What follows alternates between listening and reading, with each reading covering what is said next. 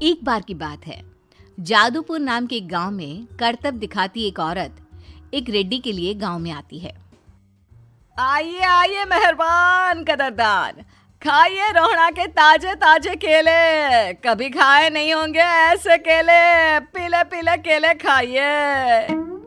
ये कहकर रोहड़ा हाथों में 4 केले लिए उन्हें सर्कल में जोर जोर से हवा में उछालती हुई करतब दिखाती है, जिसे देखकर आसपास के सारे बच्चे अपने अपने मम्मी पापा से उस औरत के पास जाने की जिद करने लग जाते हैं।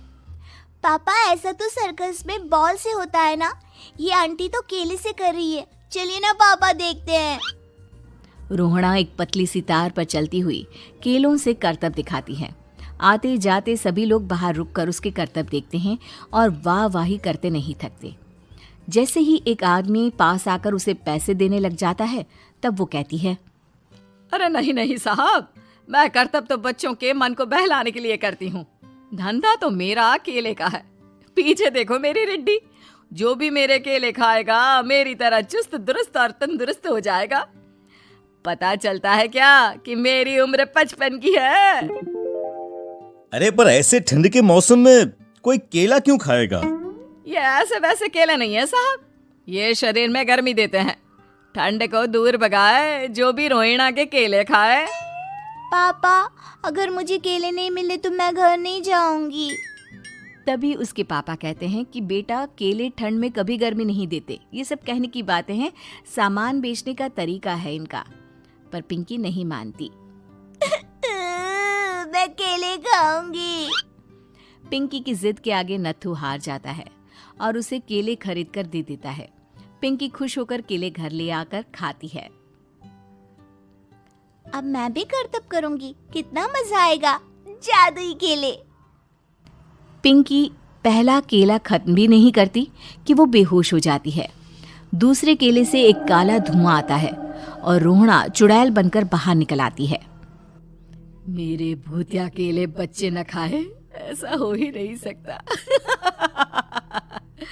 जादूपुर वालों, कब तक बचोगे?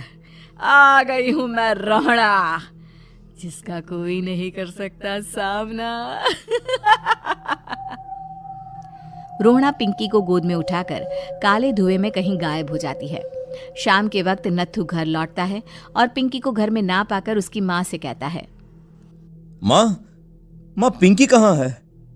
अरे बेटा, उसे तो तू सुबह करतब दिखाने ले गया था ना, फिर कहाँ वापस आए तुम दोनों? मुझे लगा तू उसे अपने साथ मंडी ले गया होगा। हे भगवान, मेरी बच्ची कहाँ गई? मैं उसे घर ही तो छोड़कर गया था माँ। नत्थू गांव के घर कोने में अपनी बेटी को ढूंढता है, पर उसे वो कहीं नहीं मिलती। परेशान होकर आके रो रो कर नत्थू हिम्मत हार कर घर लौट आता है। अगली सुबह रोहड़ा फिर से करतब दिखाने आती है और इस बार पिंकी की तरह रोनी केले खरीद लेता है। 50 रुपए दिए थे पापा ने, सारे पैसों की मैंने केले खरीद लिए हैं। अब मैं भी आंटी की तरह ही करतबबाज बन जाऊंगा। यही सोचते हुए रोनी केले खाता है और पहला अकेला केला आधा खत्म भी नहीं करता कि चुड़ैल उसके सामने आ जाती है। मेरे साथ चलने का समय आ गया है रोनी। ये तो बस शुरुआत है। अब इस गांव के सारे बच्चे धीरे धीरे मेरे कब्जे में होंगे, एक बच्चा भी नहीं बचेगा। ये कहकर रोनी को गोद में लेकर काले धुएं में अदृश्य हो जाती है। इसके बाद हर रोज गांव में से कोई ना कोई बच्चा गायब होता, पर ऐसा क्यों हो रहा है किसी को भी समझ में नहीं आ पा रहा था। रोज की तरह अपनी बेटी पिंकी की तलाश में नत्थू गांव के एक तालाब के पास बैठा रो रहा था। कहाँ गई मेरी पिंकी? शकुंतला के जाने के बाद एक वही तो मेरा सहारा थी। अरे उसकी आत्मा कोस रही होगी मुझे कि मैं अपनी बच्ची को संभाल भी नहीं पाया। नत्थू ये कहता हुआ रो ही रहा था कि तभी तालाब में से उसे शकुंतला की आवाज सुनाई देती है। कहाँ थी तुम शकुंतला? हमारी बच्ची और सारे गायब हुए बच्चे रोहड़ा के कब्जे में हैं। वो बच्चों को जो केले देती है उससे बच्चे बेहोश हो जाते हैं और उसके कब्जे में आ जाते हैं और वो उन्हें ले जाकर काली दुनिया में ले जाती है। पर वो ऐसा क्यों कर रही है? ये मैं नहीं जानती, पर उस दुनिया का रास्ता मैं आपको बता सकती हूँ। जहां ये नदी खत्म होती है वहां एक केले का पेड़ है, उसके नीचे एक दरवाजा है, वहीं से रास्ता जाता है उस दुनिया का। ये कहकर शकुंतला की आत्मा गायब हो जाती है। गांव के सभी लोग झुंड बनाकर उसी रास्ते से काली दुनिया में चले जाते हैं और वहां देखते हैं कि सारे बच्चे वहां काम कर रहे थे। पापा मुझे ले चलो यहाँ से। पापा पापा। सभी बच्चे अपने मम्मी पापा से लिपट जाते हैं। तो तुम लोग यहाँ तक आ गए? क्यों हमारे बच्चों को पकड़ लिया तूने?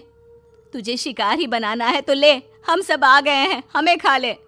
नहीं, मुझे बच्चे चाहिए, मेरे बच्चे के बदले तुम लोगों के बच्चे। क्या मतलब? मैं इसी गांव में रहने वाली एक औरत थी। केले की चोरी के इल्जाम में मेरे बेटे को गांव वालों ने इतना मारा कि वो मर गया। उसी दिन मैंने ठान लिया कि गांव वालों का भी वही हाल करूंगी। कुछ दिन बाद बेटे के चले जाने के दुख में मैं भी मर गई और मेरी भटकती आत्मा एक चुड़ैल बन गई। और फिर मैंने बदला लिया तुम सबके बच्चे छीनकर। बर्दाश्त नहीं कर पाए ना, सोचो मुझ पर क्या बीती होगी। हमें माफ कर दो रोना, पता नहीं ये किसकी गलती थी पर हम सभी माफी मांगते हैं। हमारी खुशियां लौटा दो, तुम भी तो एक माँ हो। गांव वालों की बात सुनकर रोना का मन पिघल जाता है और वो बच्चों को छोड़ देती है। उसके बाद काली दुनिया बच्चों के लिए जादुई दुनिया बन जाती है। अब कोई भी कभी भी वहां आ जा सकता था।